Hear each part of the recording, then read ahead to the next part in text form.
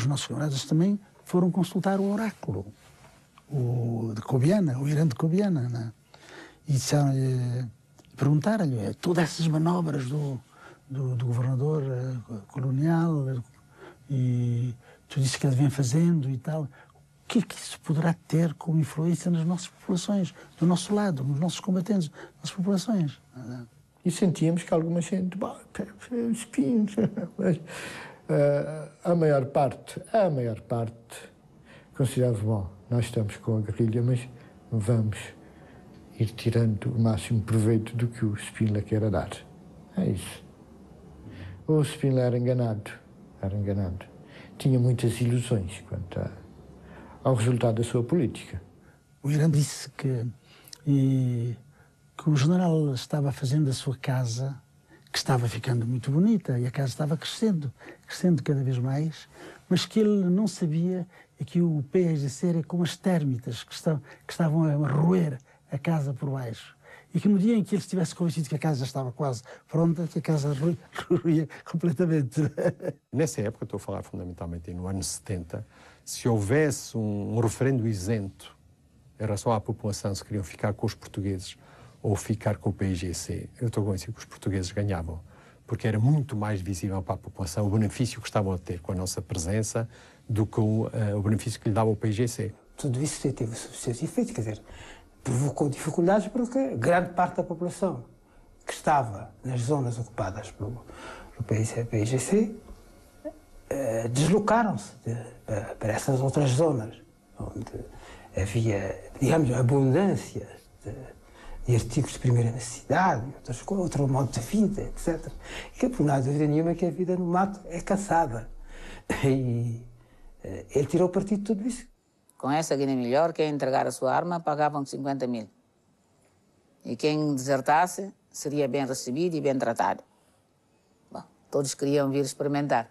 E houve desertores mesmo. Começou-se a fugir pessoas já da zona libertada para vir para a zona ocupada.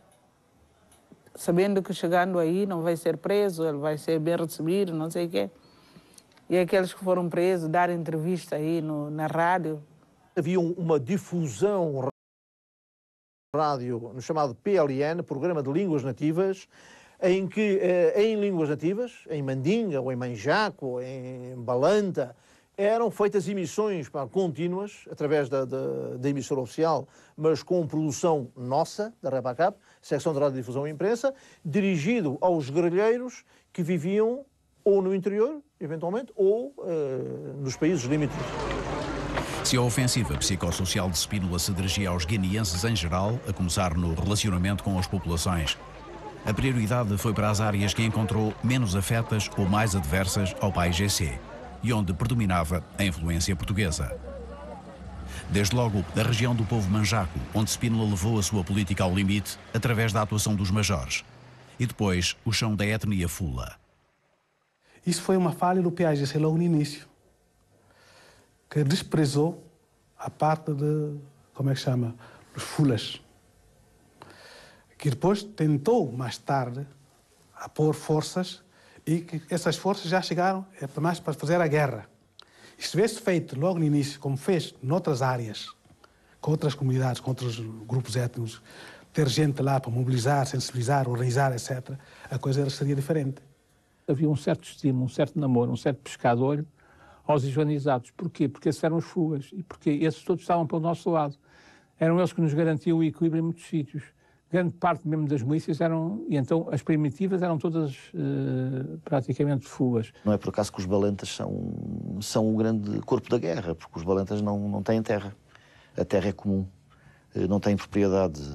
Se formos para os fulas, são os proprietários, são os senhores da terra, são os senhores do gado. Portanto, essas etnias, que são sobretudo as muçulmanas, estão mais ao lado dos portugueses, claramente, do que as etnias animistas que não têm nada a perder, exceto ganharem alguma coisa. Quando começou a guerra subversiva, os primeiros tipos que apareceram a oferecer-se para combater ao lado dos portugueses foram os fugas. Portanto, havia um certo pescar de olho aos fugas e daí a construção das mesquitas.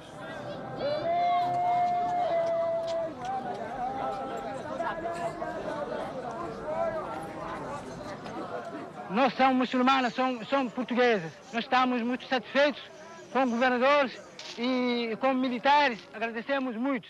E Nossa Vossa Excelência, tiramos muçulmanos para ir ao Meca, na Costa de Estado, nós ficamos muito satisfeitos. Mandinga e Fulas e Pretos da Guiné, africano da Guiné, é mãe e pai europeu, com europeu de Portugal. O apoio das autoridades aos povos guineenses islamizados passava pelo favorecimento das condições de culto, e nomeadamente pela oferta de viagens aéreas a Meca para chefes religiosos em peregrinação. Eram iniciativas de aproximação às populações no âmbito da política Por uma Guiné Melhor, cujo principal instrumento eram os Congressos do Povo. Conduzidas pelos militares da Ação Psicossocial, eram longas reuniões de 3 dias, onde se ouviam os problemas e as queixas dos guineenses, os guineus, divididos por etnias, e na presença das autoridades portuguesas, administradores e chefes de posto. O Spínola quer-os ali, muitas vezes para os pôr no cadafalso, mas eles estão ali presentes, com medo. Antes de chegar do Spínola, havia uma certa injustiça por parte das autoridades que foram os primeiros, né, antes do Spínola. Por quê? Havia problemas em que uma pessoa, um administrador de posto, um administrador de uma circunscrição ou conselho, fazia justiça da sua maneira.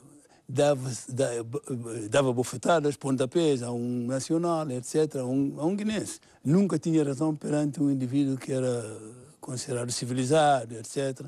E Spínola, quando chegou, acabou isso, virou isso. É isso que fez com que guineenses ficaram cativados com o Spínola, porque ele começou a fazer justiça. Administrador, pá, em relação ao qual sejam apresentadas queixas por parte da população, é corrido atrás. Salta para imediatamente. Há semelhança do que ele faz na parte militar com os tenentes correios, não é? Com os comandantes de batalhão. Aquilo que é possível executar rapidamente em relação aos pedidos da população é tão rapidamente como possível para executado. Ficando a minha repartição encarregada de rapidamente montar ou o chafariz, o fontanalho, não sei o quê, para fazer mais um aldeamento, parte de chapas de 5, não sei o quê. Os congressos do povo eram nas zonas já convencidas. E depois, quando, claro, chega o aparato militar e se instala numa tabanca e vai fazer um congresso onde vai falar o Spínola, e mesmo que seja a população que não pode mostrar animosidade porque está ali a tropa, não quer dizer que assim que vira costas não diga que está pronto, já falou e está tudo bem na mesma. Nós tínhamos notícias, tínhamos quem trazia, quem levava, da preocupação da direção do PIGC para um êxito dos congressos do povo. Porque deu um grau de confiança muito grande no general Spínola. Mas o governador pergunta-nos, promete e faz. Isto tem um peso e era verdade. Nos meios urbanos, como nas zonas rurais, estas reuniões eram a outra maneira de Spínola fazer a guerra. Nos contactos com as tabancas em geral e nos congressos do povo em especial, as autoridades portuguesas procuravam garantir a adesão das populações e dos seus chefes, usando a arma das palavras e dos benefícios sociais concretos. Em resposta nas suas ações de mobilização, o PAIGC era obrigado a competir neste combate e não confiar apenas nas motivações políticas da sua luta. Viva partido! Viva! Viva Cabral! Viva! Toda a coação psicológica desencadeada por ele, né? Não teve de fazer face a isso, né? Nós tínhamos que ouvir para depois desmontar, todos aqueles programas. Né? O amigo tinha uma frase, identificava bem o Spínola, que era uma política do sorriso e do sangue. Conseguimos, numa larga medida, neutralizar esses efeitos nefastos que estava a trazer para a nossa luta. Inclusive, que veio com a criação dos Armazéns do Povo, que foi uma iniciativa que foi só teve êxito porque tivemos o apoio sueco, que foi decisivo.